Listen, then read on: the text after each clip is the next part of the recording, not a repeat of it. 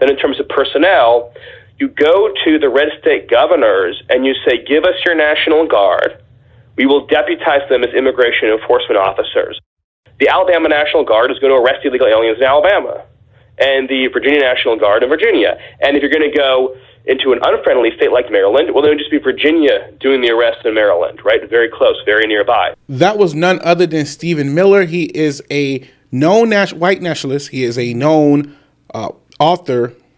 He has known connections with Project 2025, and now he is the new chief deputy of staff for the Trump campaign. He worked with Trump in his last presidency seat. So none of this is a surprise to me. However, the Latino and male votes, I hope you know what you voted, because mass deportation will happen with him in office.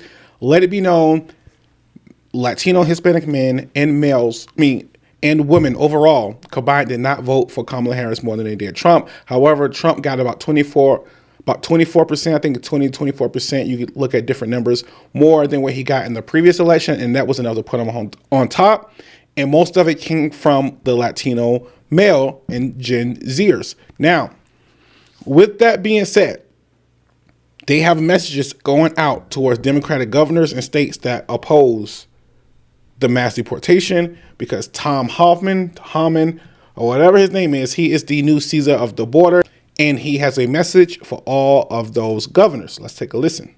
What it won't look like is what I read a lot from the left, and that it's not going to be a massive sweep of neighborhoods. It's not going to be massive raids. It's going to be a target enforcement operation. And under the first Trump administration, 91% of everybody we arrested was a convicted criminal or pending criminal charges or a fugitive, which means they had due process. They were ordered removed by an immigration judge and they became a fugitive. It'll be the same thing. It's going to be a target enforcement operation. And if I'm involved, if I'm running it, there's going to be public safety threats and national security threats will be the priority. These things are cities during the first Trump administration. It's not going to stop. It's certainly not helpful. We would like the force multiplier to have, actually have access to county jails where the worst of the worst are being locked up. It'd be great to have access to Rikers Island in New York and Cook County Jail in Chicago, which we're not allowed to go into. But I think President Trump's going to, once again, file a lawsuit with DOJ and take the federal funding away. I think a lot of the sanctuary cities are actually working with us behind the scenes. We're not going to say it, but with all the alien crime and the young women being, sexually assaulted and murdered, some sheriffs have been coming forward working behind the scenes. But look, if they're not willing to help, then get the hell out of the way, because ISIS is going to do the job. But here's what they need to understand. And here what he needs to understand. ISIS is already doing this job. He also needs to understand that back in 2017, they tried mass deportation and the Supreme Court said, hell no, y'all doing this completely wrong, which gives them the upper hand because now they know how to do it and legally do it. So again, Hispanic men, some Hispanic women, if you voted for Trump, this is what you voted for. Because even if you are here, which he just said, even if you are here through the correct processing, if your visa has expired, if your TSP has expired, DACA has expired, to be able to work and be here legally, you are now illegal and you are a fugitive. So when you say, oh, I'm not doing nothing wrong, it's only going to affect the criminals. The ones that they keep saying committing all the crimes. By the way, most of the SA and all the stuff he was talking about, grape and all that, they are mostly committed by U.S. citizens, not immigrants. All right. And they think it's funny, but this affects people who are here legally as well. Immigrants that have been here legally and they are still currently legally, but they are worried about their immigration status once he takes office. Let's take a look.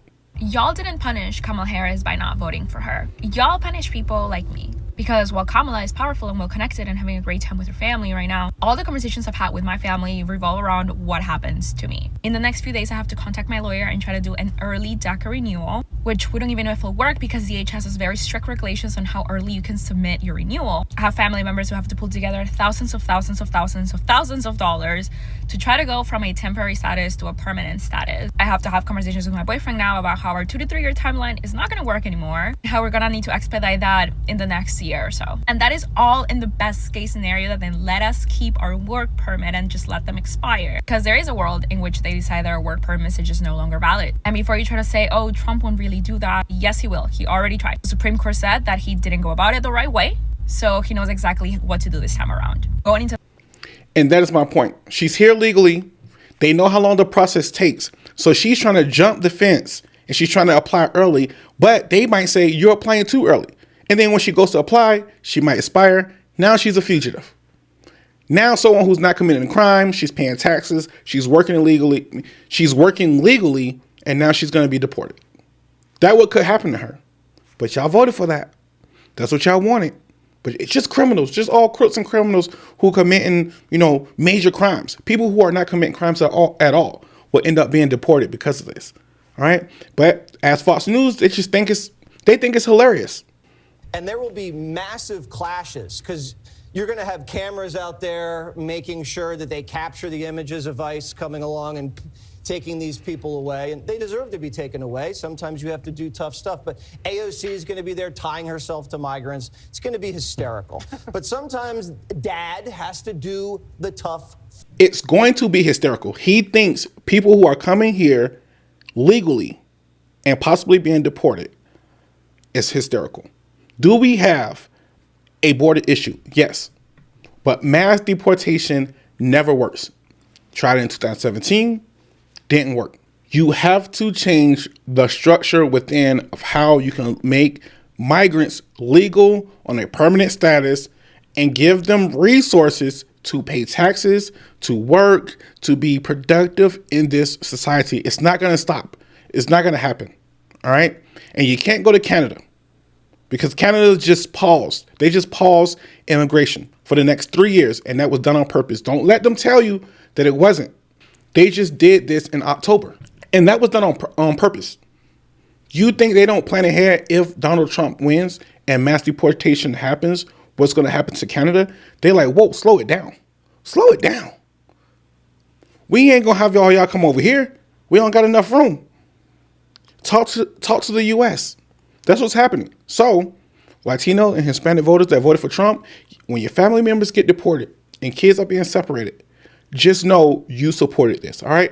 If you're still here, hit the like button, hit the subscribe button. I will see you next video. We will reduce the number of immigrants we bring in over the next 3 years, which will result in a pause in the population growth over the next 2 years. This builds on our previously announced measures to cap international student permits and reform the temporary foreign worker program, all of which we are implementing with a single aim: stabilize our population growth to give all levels of government time to catch up, time to make the necessary investments in healthcare, in housing, in social services to accommodate more people in the future. Far too many corporations have chosen to abuse our temporary measures, exploiting foreign workers while refusing to hire Canadians for a fair wage. All while, under the watch of provinces, some colleges and universities are bringing in more international students than communities can accommodate, treating them as an expendable means to line their own pockets. That's unacceptable, and it needs to change. The caps that we put in place are not measures that we took lightly, nor are the measures taken today ones that we're taking lightly without reflection. We are an open